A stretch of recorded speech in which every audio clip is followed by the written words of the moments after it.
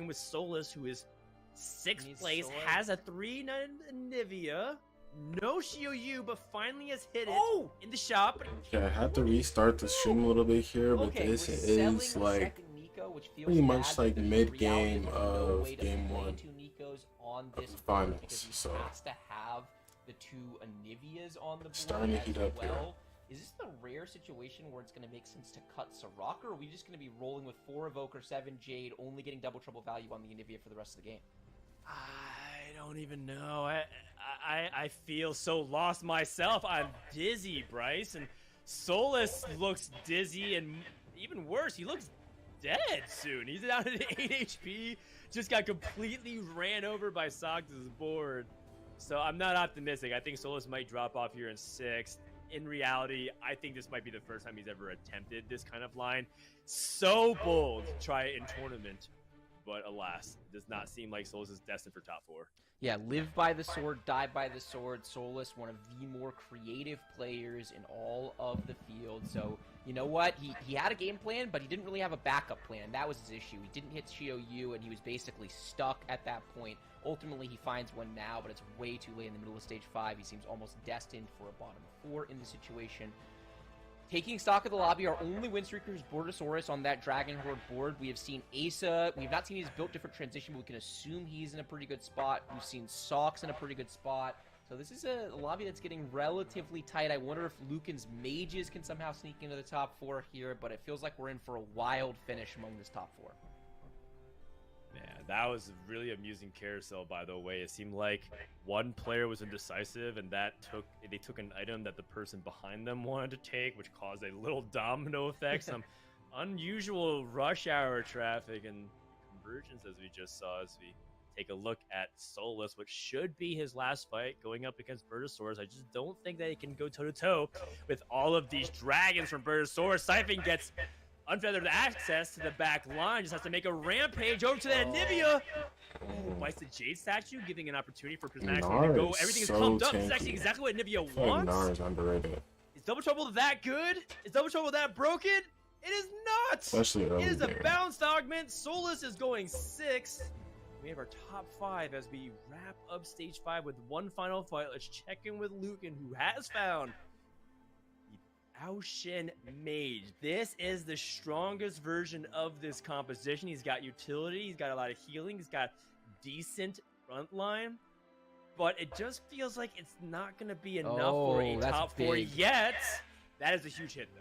Huge hit, because decent frontline was the way to describe this, with just a Silas 2 as your tank. Yes, it does some work in mages, it can cast and get some shields, but at the end of the day, Silas 2 is just not going to stand up to most of the front-to-back damage in the game right now, and it can't defend against the damage that's going to have access to the back line like this Siphon will.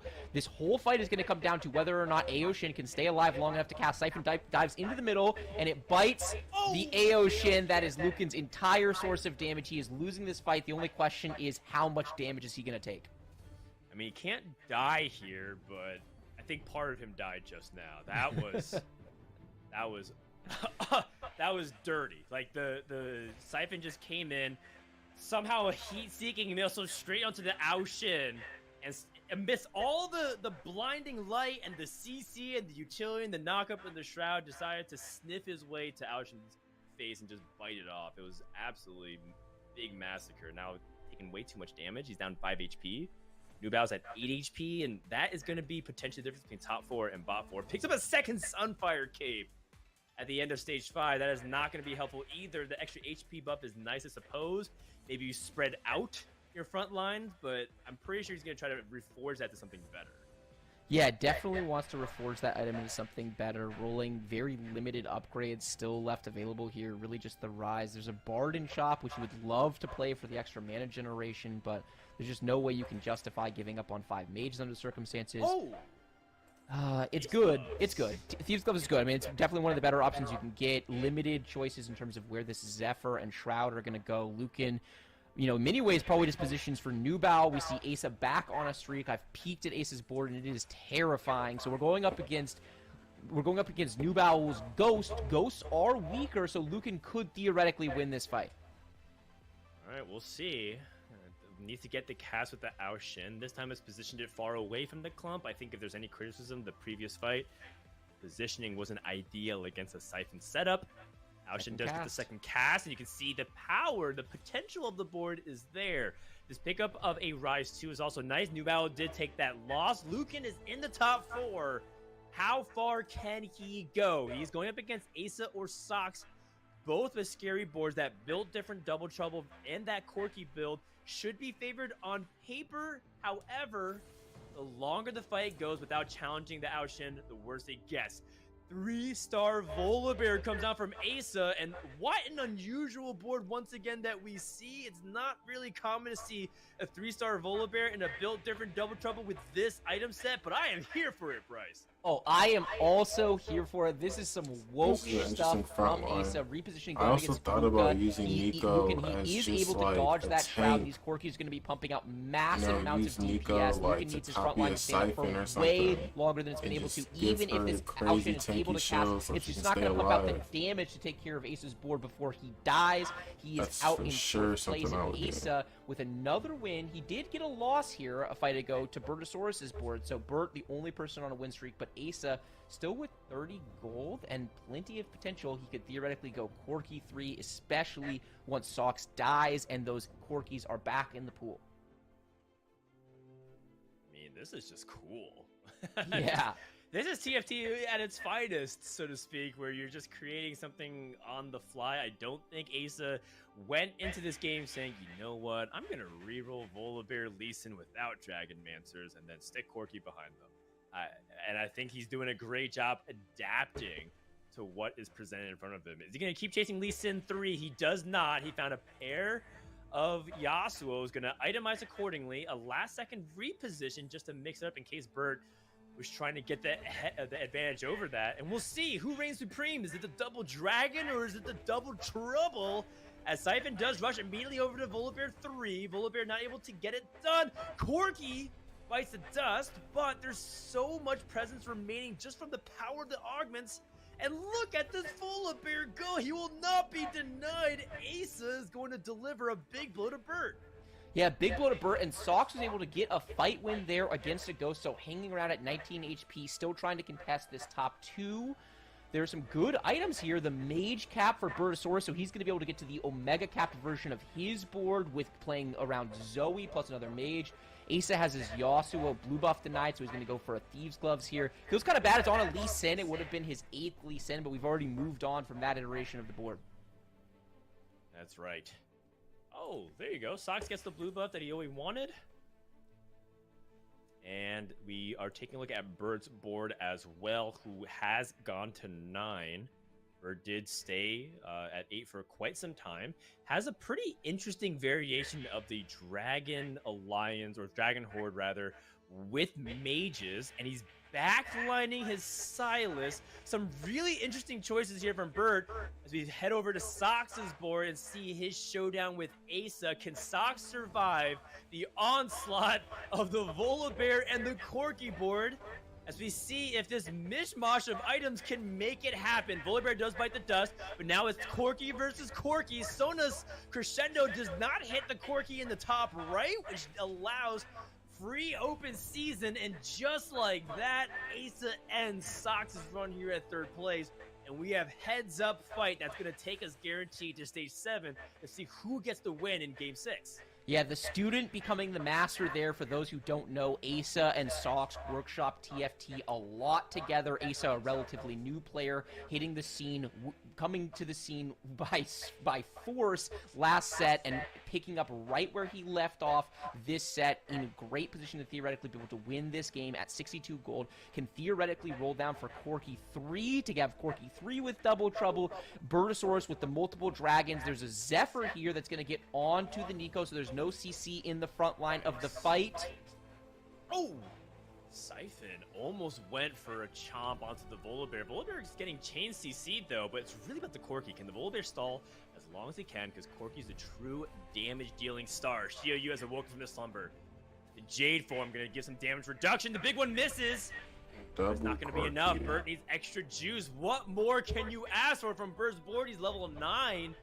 he is going to be capped out. And here is the ultimate scary part for Asa, is that he's about to go on another power spike if he can get to level 9. And he also picks up not a bad item at all. Another Frozen Heart to increase the amount of effectiveness of it, so he's not just completely dependent on this one Volibear.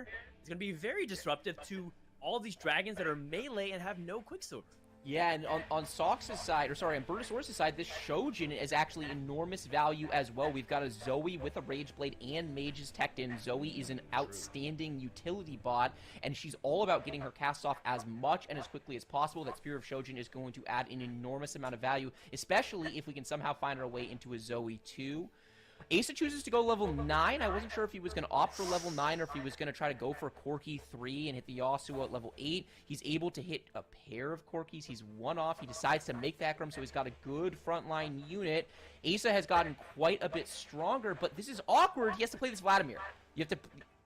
Okay, so he... What did he sell? Oh, he sold the Lulu to buy the Hecarim for the double trouble value plus the Varus. Okay, I see where he's coming from. Now, are these last second changes going to make the difference? Is this Asa's lobby to win? Find out here, as Zoe 2 is going to make a big difference with that Shojin, but can he find backline access? His Volibear is not going down very easily. Shio Yu is getting overwhelmed. I think he has done it. Asa is going to crush Game 6 with his double trouble built different. This man is different, and that is going to result in a win to put himself in contention to win the Astral Cup.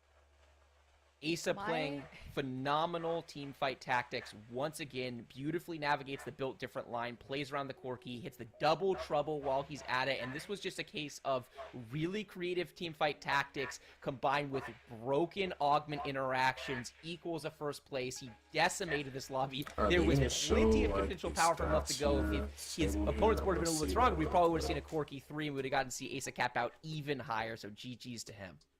I know I'm in trouble if Dan's getting confused about what people are doing on their boards with the items and all the transitions. So this lobby was a treat, but that's just the type of competition we have in the top 8. So if you are just tuning in, Asa, first place, build different, double trouble, Bertosaurus with a Shioyu Siphon, Dragon, Alliance Horde carry situation, Sox Corki carry, and then Lucan with the Mage Hat Ao Shin. So Mage is making their way deeper into the top 4. So I feel like we just have to try and unravel the craziness that was Asa's board with the double trouble and the built different. It's like unlearning everything you know about TFT by not having those synergies.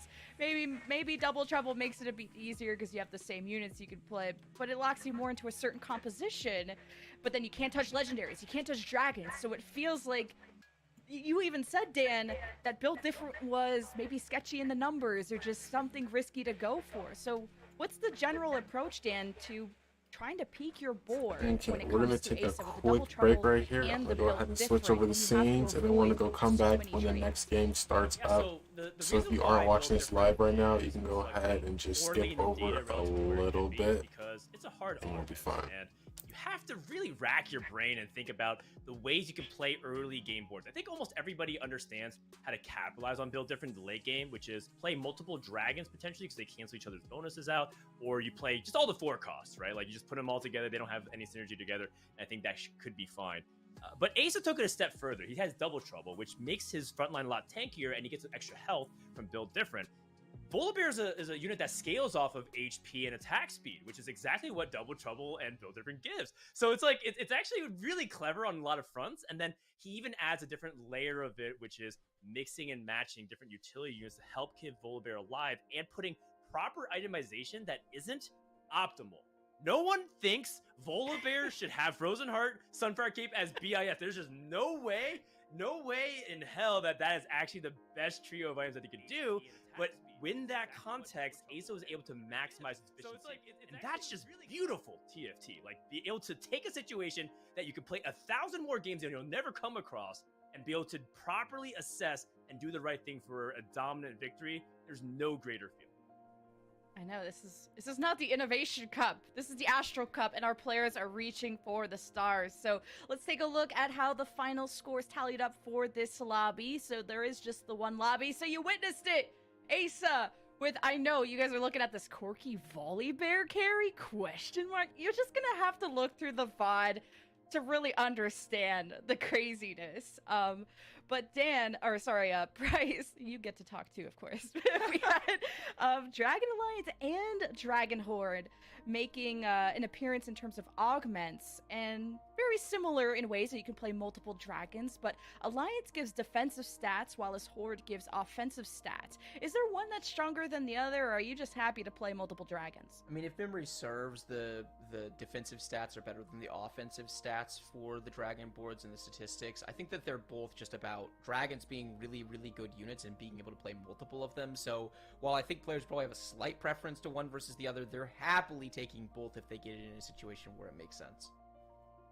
And here's how those points are going. There's only 2 lobbies for this top 8. And Dan, how big of a deal is it to be in the bottom 4 in this first game? Or should we still be believers that you can turn it around in the final game?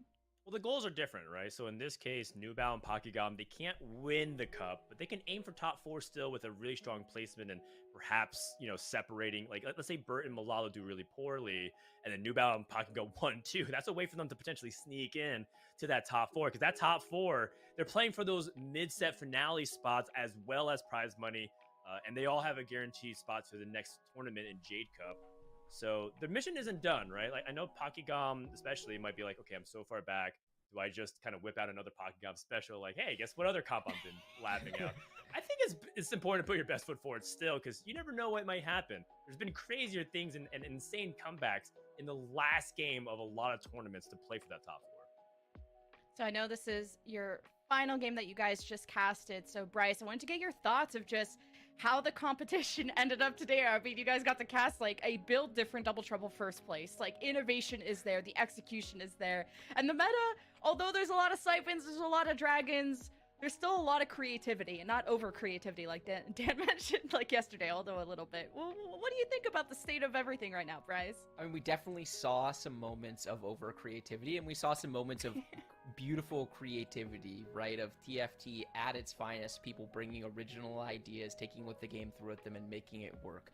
No one thinks this is like the greatest patch of TFT ever, right? I think people were excited for the patch that's going to be coming through on Wednesday, pull in some of the Drake power in particular. But I think what we saw in this tournament is that there was more room for skill expression than many of the players gave it credit for coming in. And the players that have had the most success in this tournament have not been the players that approached the game in the way everyone said it had to be approached coming in, where you just force siphon, Shio you, they're your primary carry, you play the linear versions of those boards.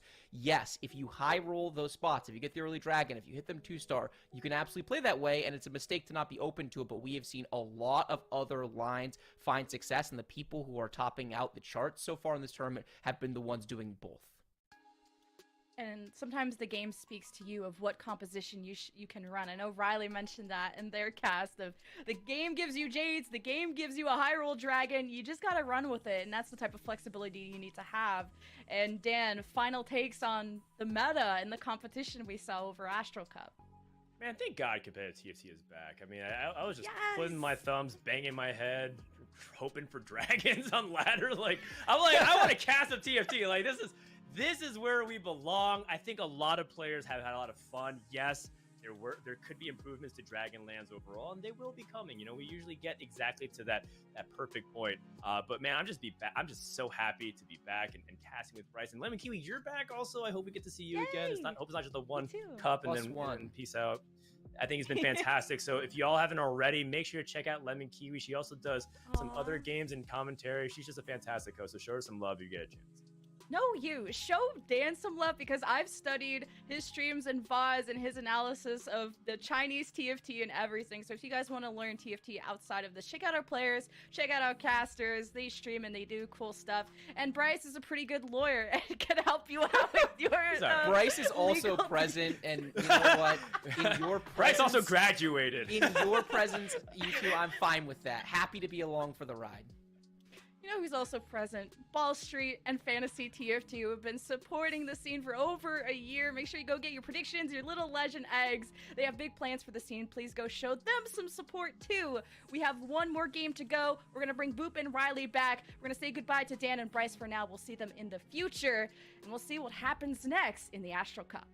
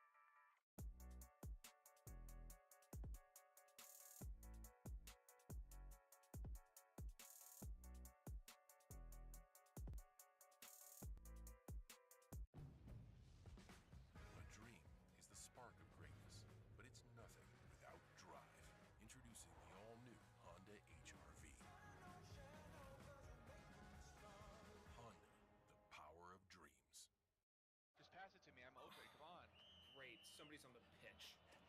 Wait, is that my freaking DoorDash? How did it get out there? A hot pretzel and an energy drink for James? Yeah. Nice moves!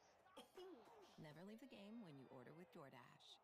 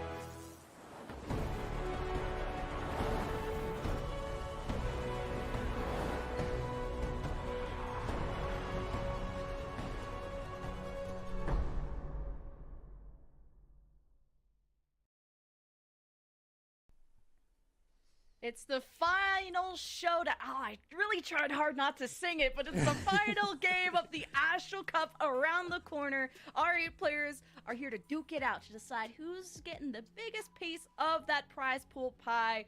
Asa, Sox, Bertosaurus, Lucan, Pokegong, Malala, Nubowl, and Solus will have to play one more time. And your top 4 just now were Asa, Bertosaurus, Sox, and Lucan. But I know, Riley, you did a ton of studying about the players behind the scenes because you were so interested about the narratives and the stories and just the history behind these players, because there's just big names that have so much experience behind them.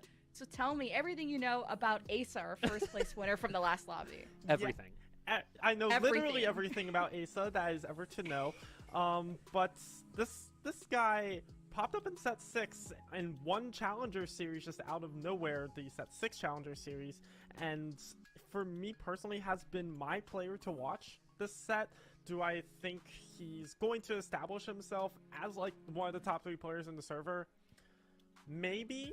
There's maybe not like the highest chance, but he's definitely got a chance to make a name for himself as an established tournament player, and so far he's looking really good. He played some clean TFT last game, and honestly, yesterday I thought from watching him he was making some mistakes, he wasn't playing super cleanly. He shored up a lot of that today. He looks really good. He's showcasing that tournament mentality and looking to just continue the history, continue to build his name going into this tournament.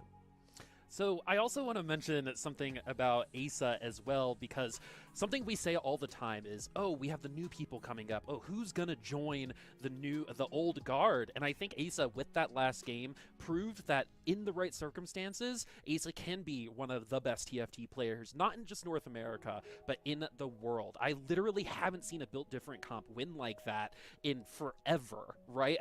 And it was just such a clean way to play that game. It literally gives me chills to think about it. Like, that is what TFT is about. That was probably some of the cleanest high-level TFT that I had seen from Asa in general and in this tournament. So, no, I don't think Asa's gonna be one of those tournament players. I think he already is.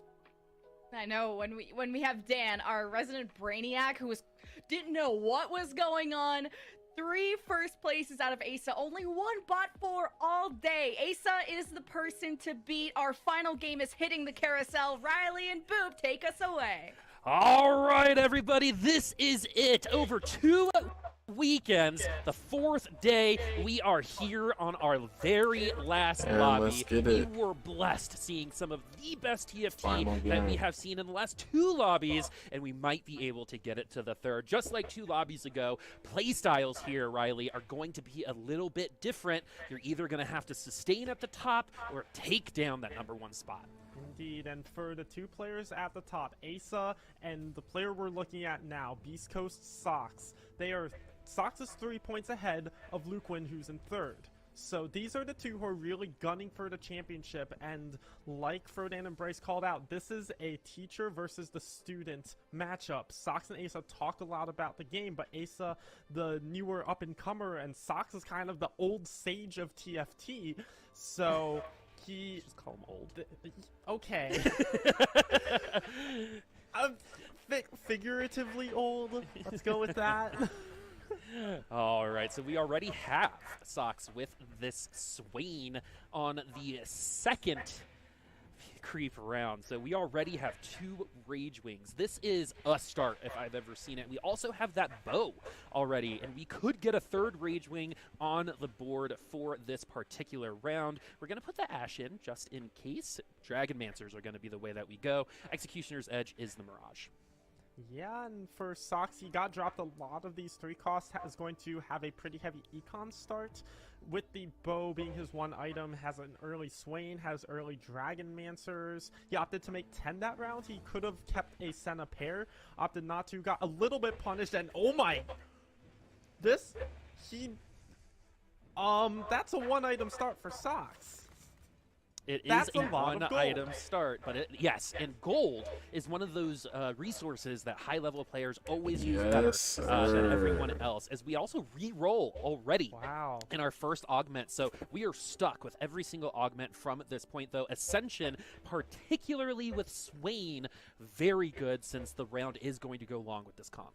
Yeah, and I'll call out, Sox made the decision to sell off a Senna pair to make Econ, and would have hit Senna 2 by now, but I don't think that decision was necessarily wrong, because he knows he has the super heavy Econ start, he's going to lean into it. He doesn't need the Senna necessarily for backline damage. He already has the Swain, so opting to make 20 here, not even going to level and try and play any kind of Rage Wings. He's going to lean super heavily into this Econ start.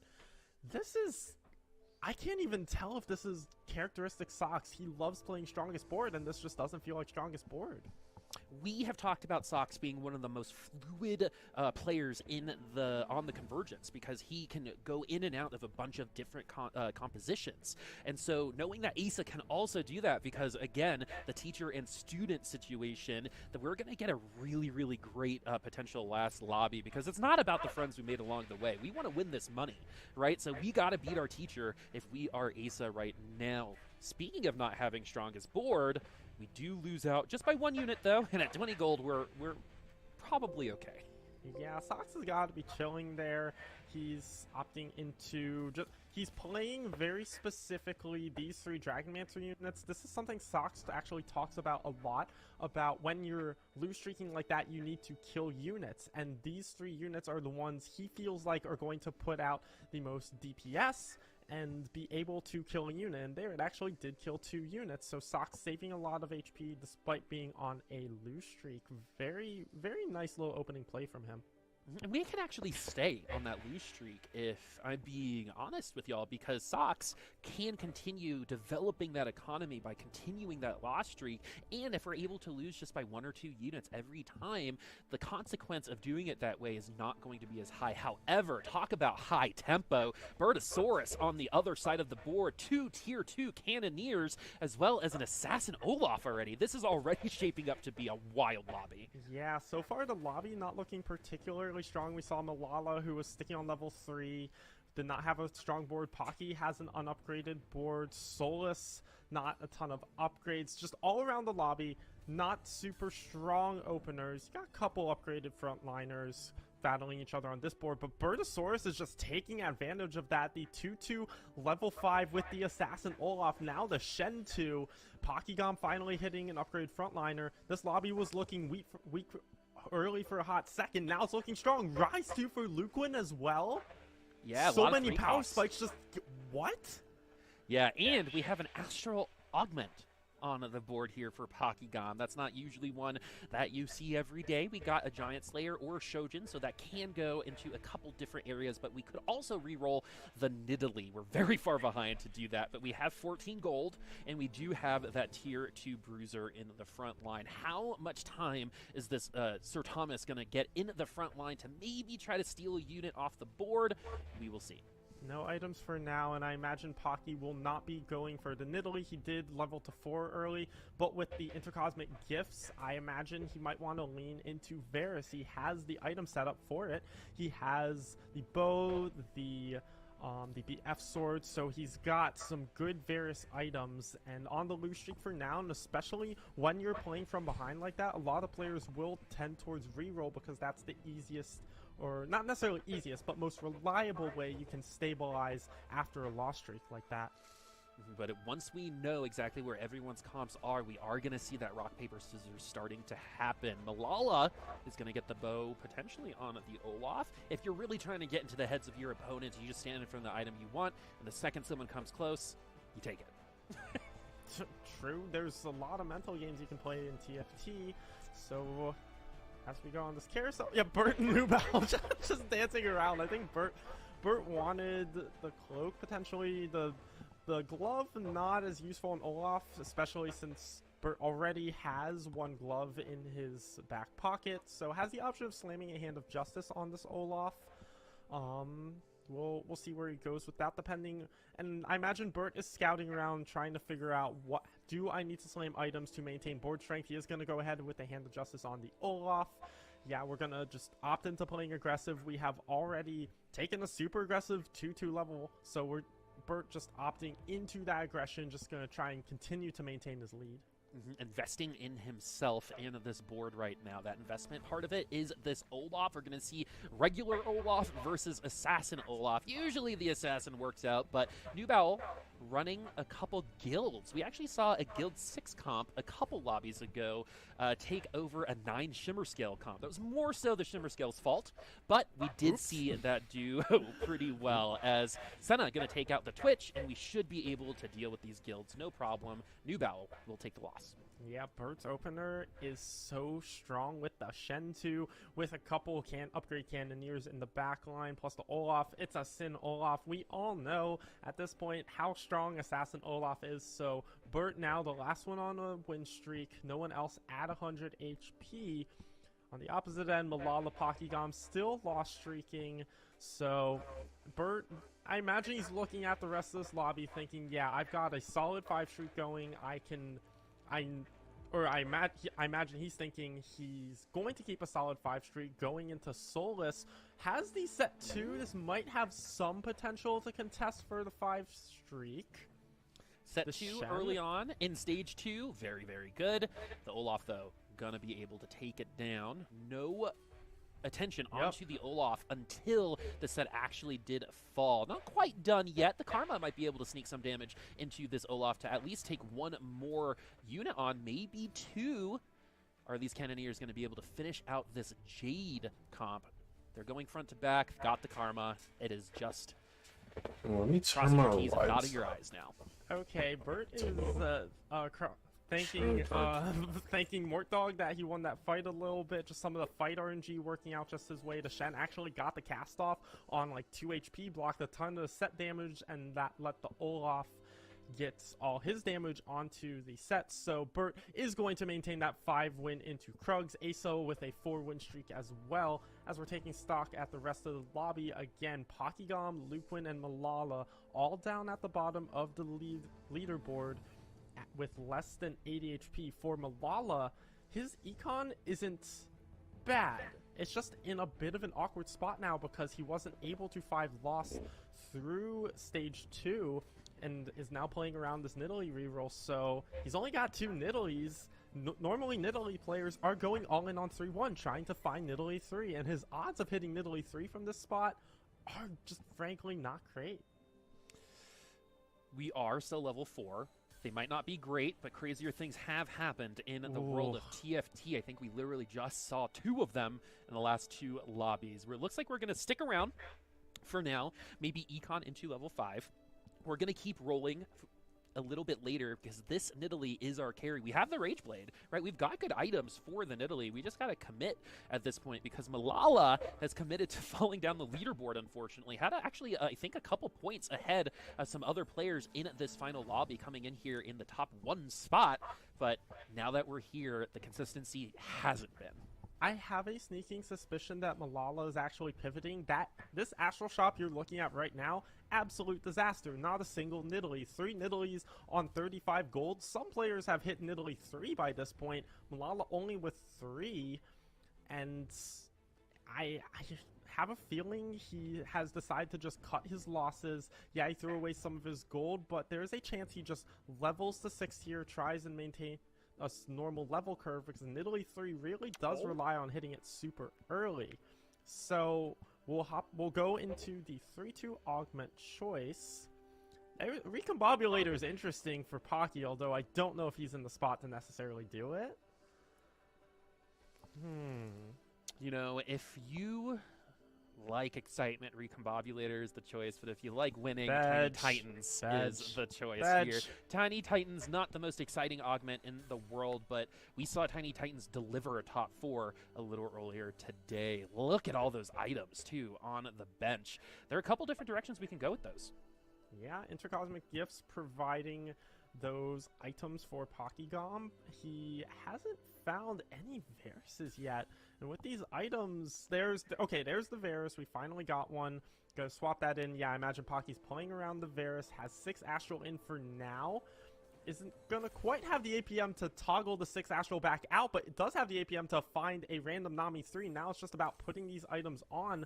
It's going to put the Spear of Shojin and use the Rabadons. Has the Deathblade for the Varus as well. And you know what? All things considered, not the worst roll down for Pocky. He doesn't have Varus 2 yet, but he has a Nami 3, and that Nami 3 is going to save him a good chunk of HP here.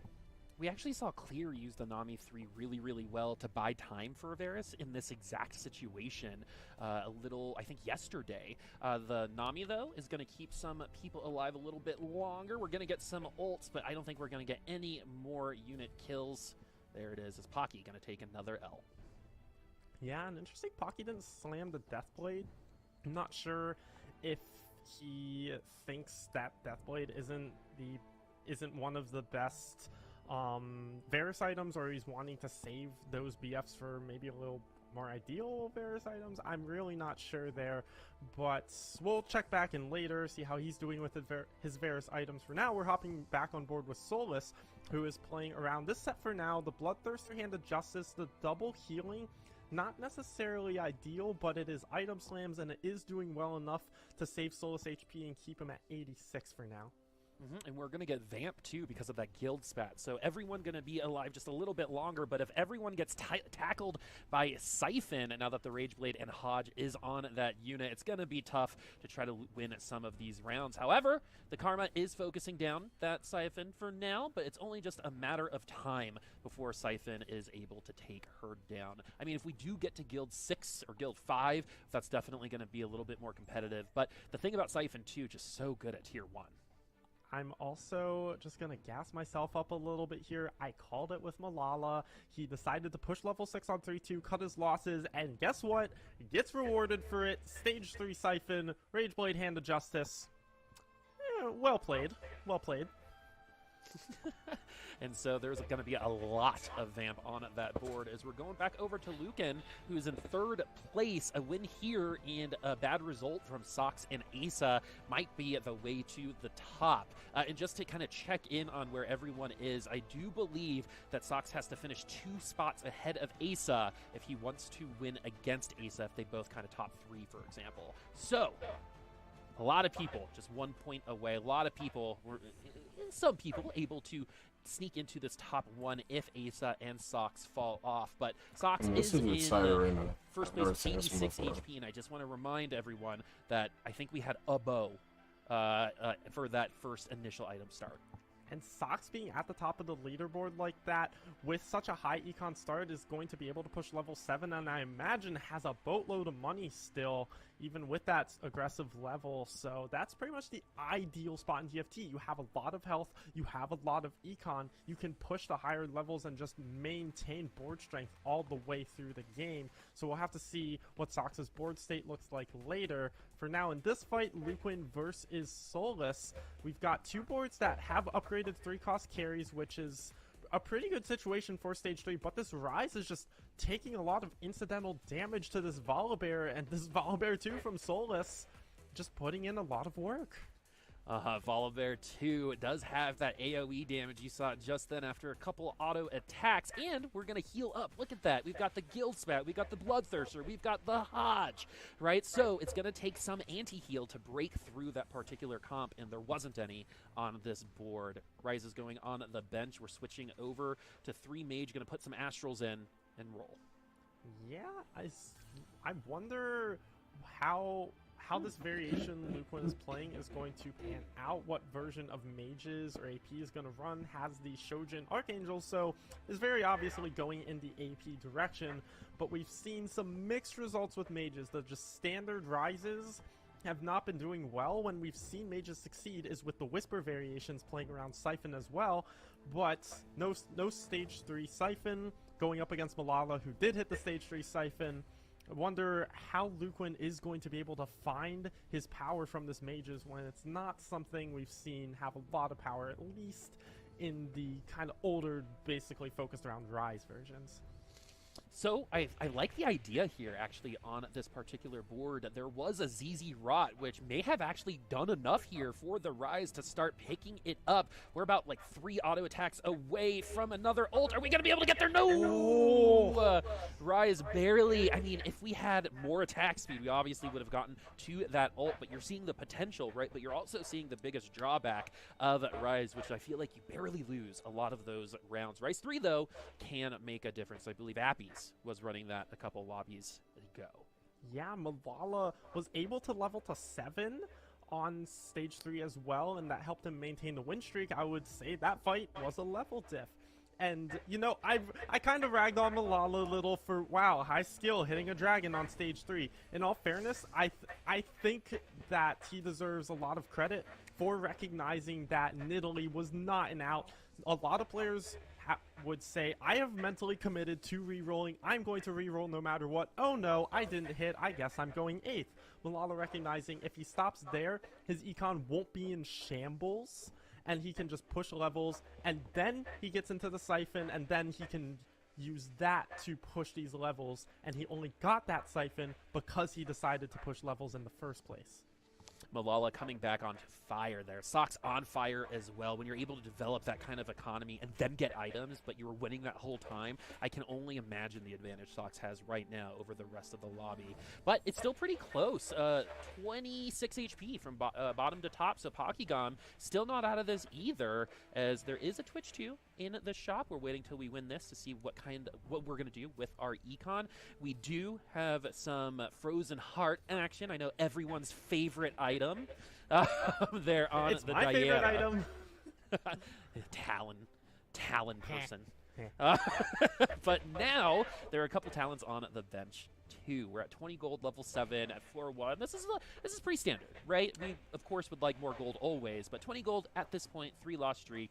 We're doing okay as we see Jeweled Lotus, Ancient Archives, and Ricochet. That's a quick reroll into Easy 2 reroll. really good augments. Are we going to see more dragons?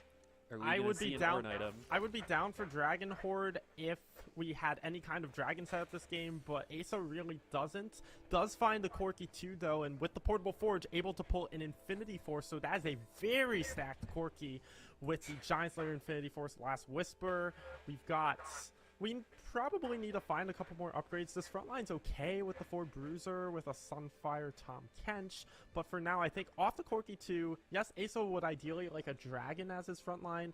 Even on low HP, I think this is stable for now, although considering he's sub 50 HP, I'm not too sure. Okay, one roll, we found Silas 2, we found an Ornn. Asa recognizing I do need to find another meaningful spike to my board. One roll, able to find 2. I think Ace is good to go now. Yeah, especially with that Corki. This particular Corki has done really well up until like stage 6 and 7. So we've been seeing a lot of Infinity Force on that Corki as well with this Portable Forges. Really intrigued on how this is going to go, as Sox has perfect itemization. I think for a lot of people would consider this best in slot on that Swain. Are we going to be in Swain in the membrane, folks? It looks like that could be a possibility. This is one of the best, final units to look at. We do have a little bit of healing, but Corki was just too much. Giant Slayer and Last Whisper, along with the stat increases of Infinity Force, were just too much.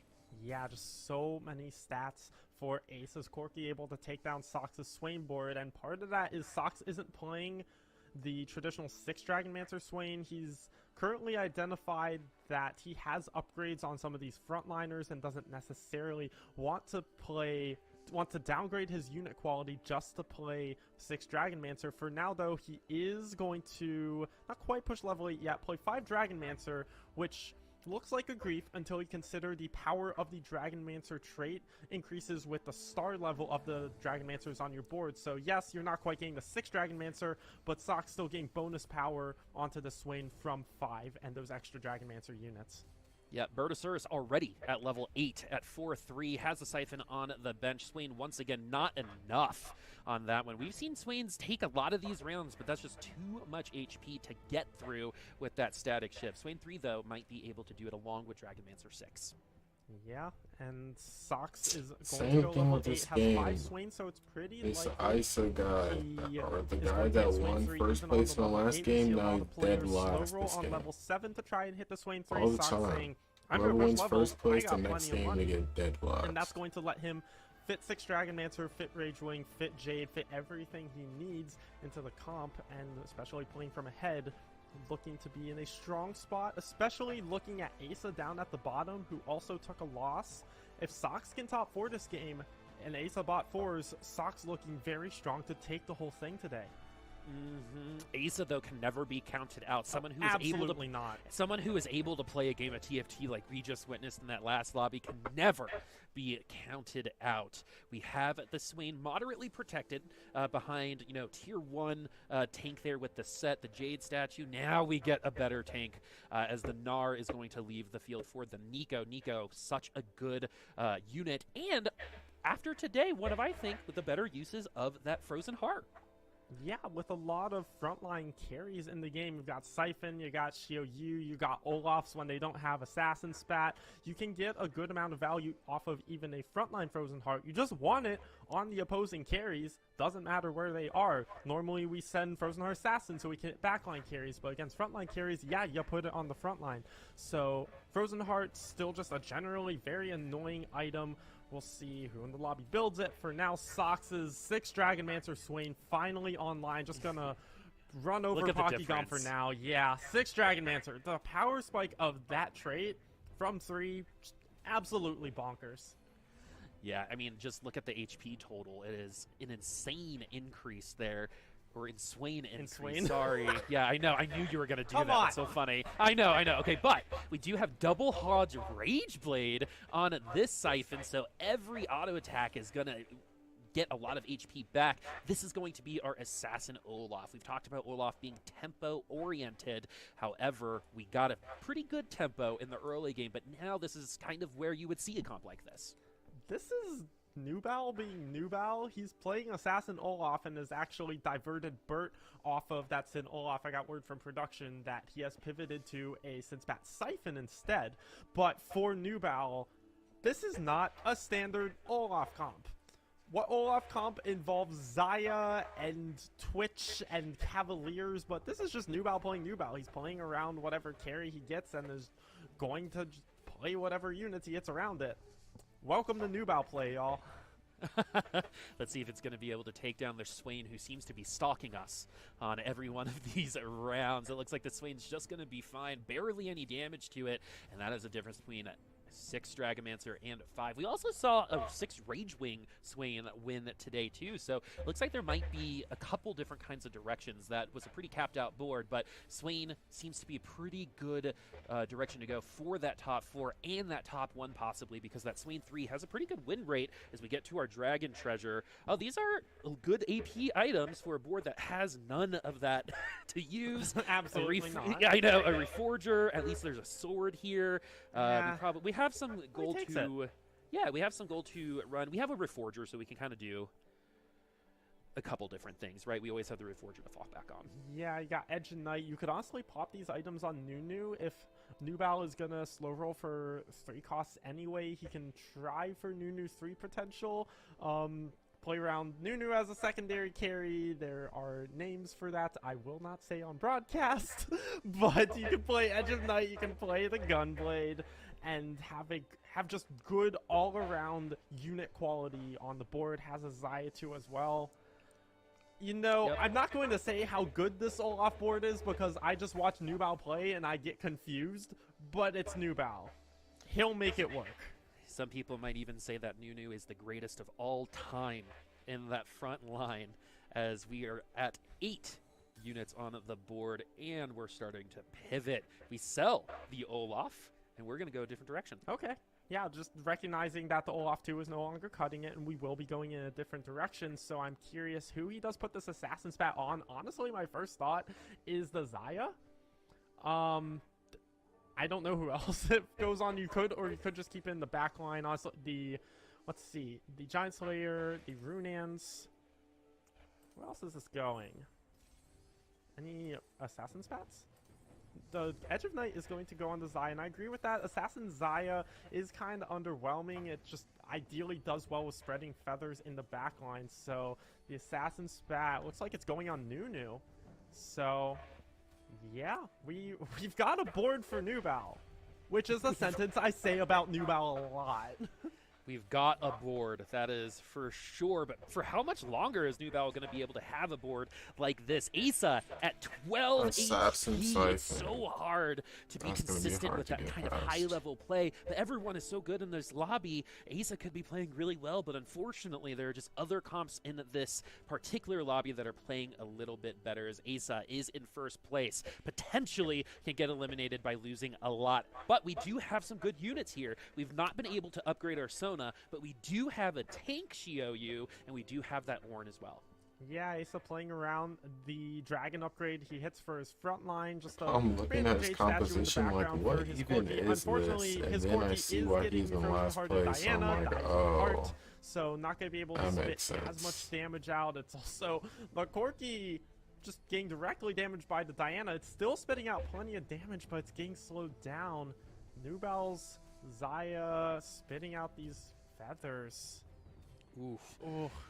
Frozen Heart. Makes no sense. That. If it wasn't for the Xiaoyu, that would have been enough. And even without a Rage Blade, the Xayah should be able to handle this Xiaoyu. And we're at 3 HP. Malala falls out in 8th place. We have a top 7, folks. Remember, this is the last lobby. Game 7. We're looking at Asa right now, who is currently in first place overall, but not in this lobby. 7th place right now. Is Asa going to be able to take the win, make it to the carousel with no gold and no opportunities to get better?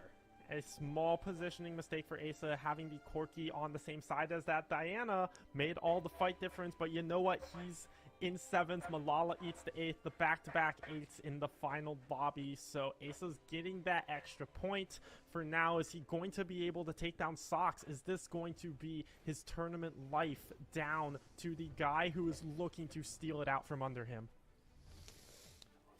We are on a couple HP, 3 HP, and a dream. So far, the Infinity Force Corki is doing pretty well, and we're going front to back on that Swain. No CC on the Swain. This isn't over. Remember, we know how good the Swain can be. Giant Slayer, though, has been pretty good against it. There is still so much HP to go through as this Aces tournament. It is Sox will be the one to eliminate Asa as well. The student must take another class. Instead, as Asa falls out in 7th, opening this up for Sox. Sox is in control of his own destiny. If we finish ahead, if we finish in first, we win, right? So we can still push for it, and we probably have one of the best opportunities to do just that. We had so much economy. We still have the opportunity for the Swain 3. We're not even capped yet, but I don't even know what his we do have Solus, is. who has Pandora's Bench, who's been able to move a couple items around. We have Bert, who has the Siphon as well. This isn't locked in necessarily for Sox just yet, because who we're looking at right now, Lucan,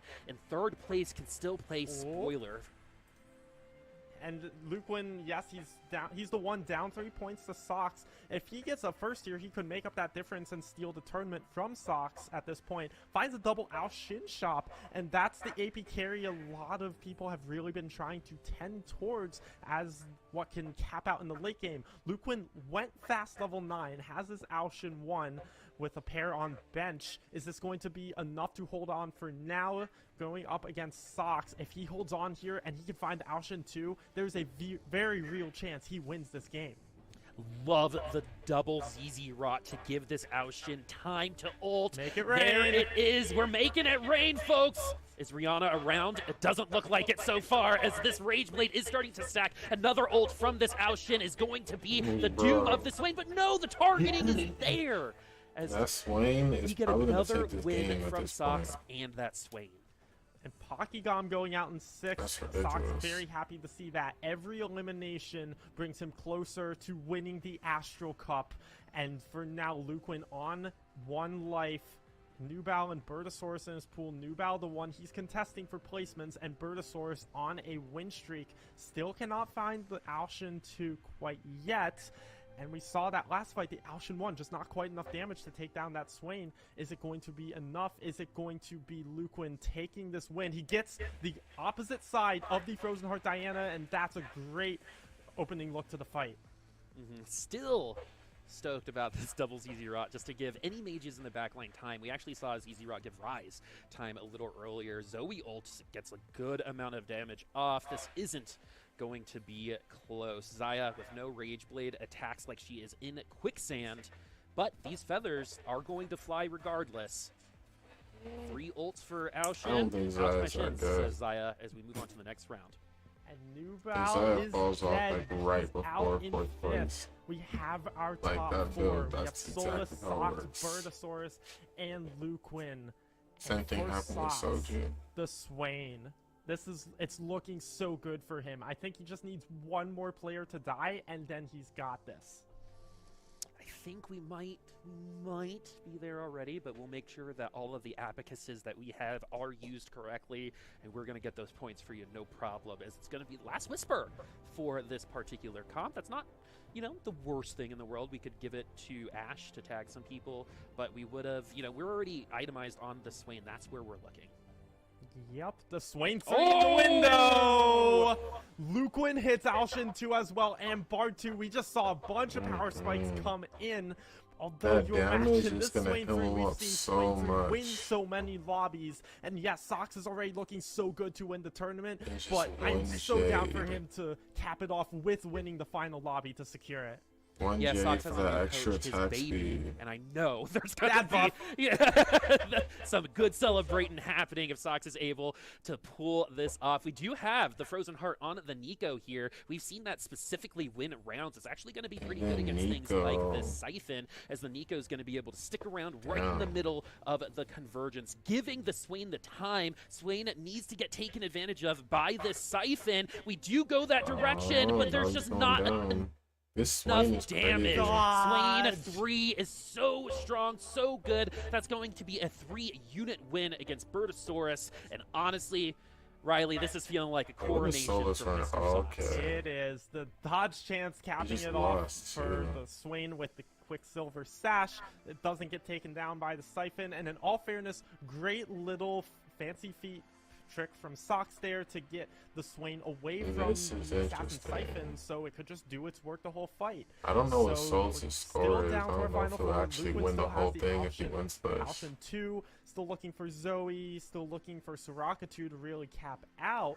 Going up against Burt, and even though it's looking good for Sox, everyone's fighting for placements, everyone's fighting for money, everyone's fighting for qualifier points. Burt's Assassin Siphon, again, on the wrong side from the Alshin. Alshin's safe in the corner. Yeah, we got a lot of high-cost units on this board. Pretty close to, I think, an official Bill Gates comp at this point.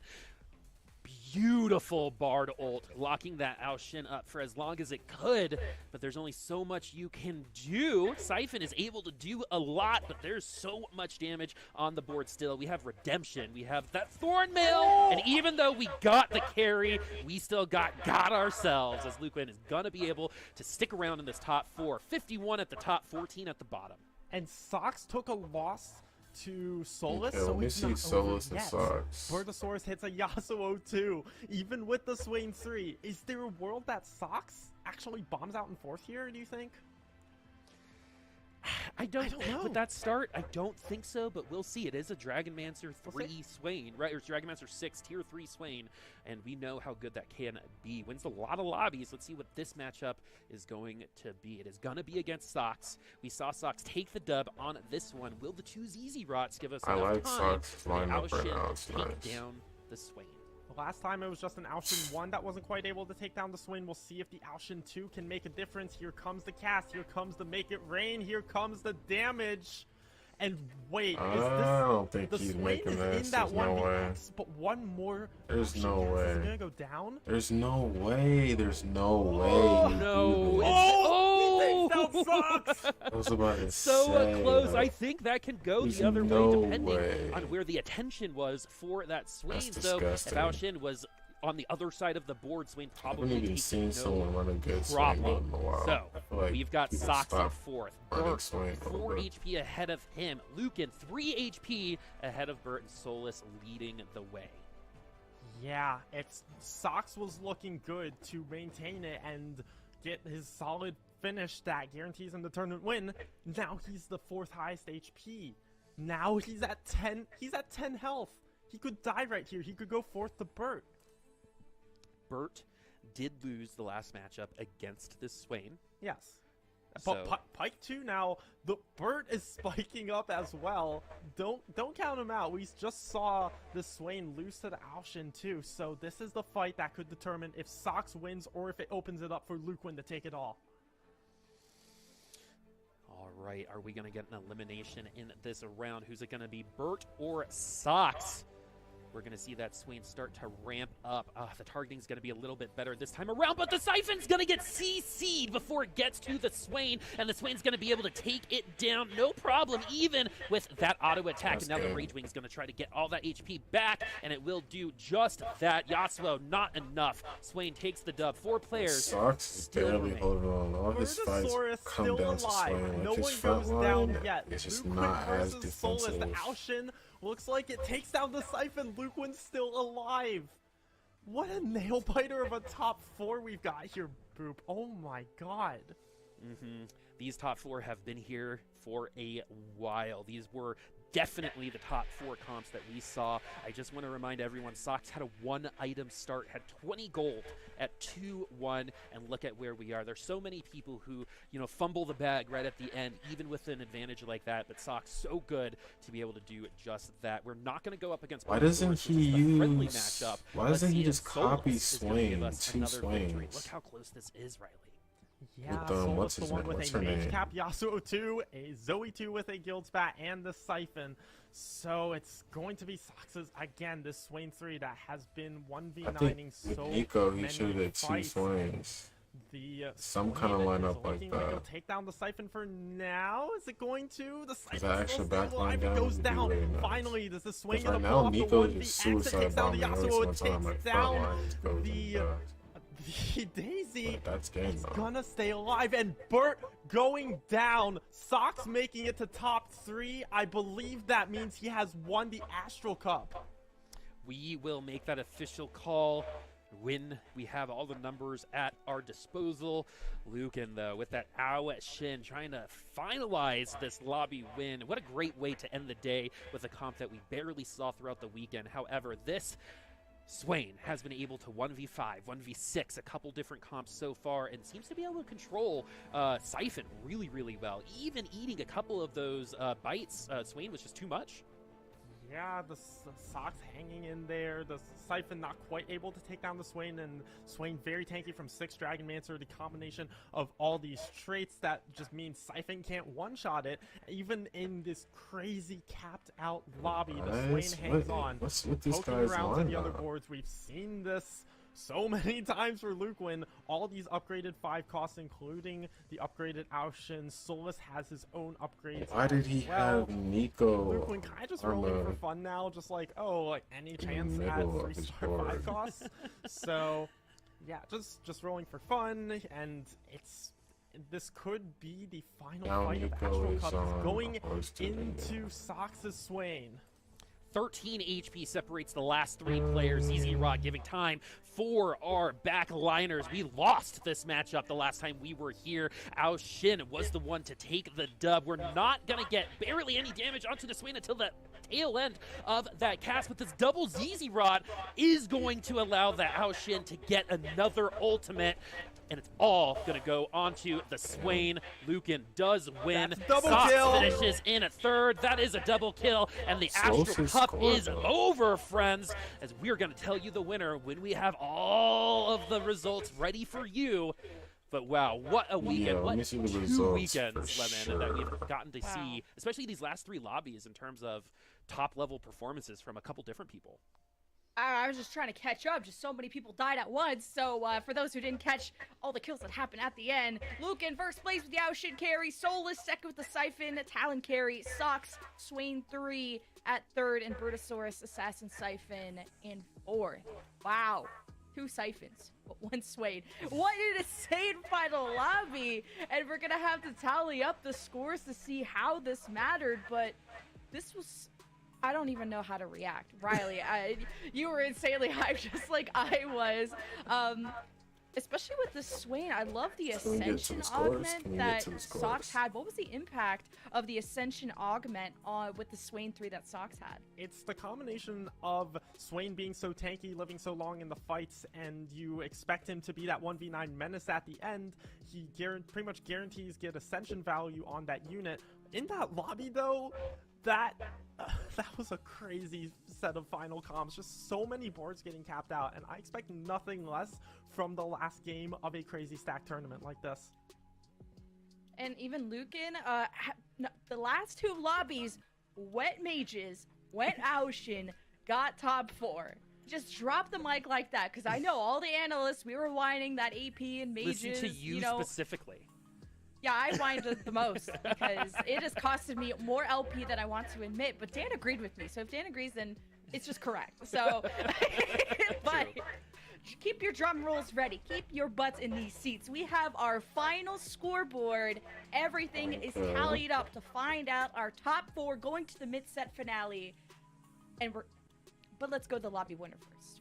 You guys know who it is. I debated. You guys saw it. Ocean carry, you saw it. It was pretty sick. You had second win, best friends, Portable Forge. Speaking of best friends, I'm so glad to be here with Riley and Boop as I buy time for my calculator and laptop heating up. And we will do the big tally of who is our top 4. There we go. There it is. Sox, Lucan, Asa, and Solus going to the mid-set finale. Sox barely Riley, can secured you it. Sox believe it? could have last. Making the calls. Could What have is had your like a reaction shorter to this position top last 4? game too. Sox peak He form. barely came up. That in is there. all. This dude was not great in set 6. Well, I will happily that's it for the say Astral that. Cup. He is back in Sox full force. winner. The dad debuff has now turned into a dad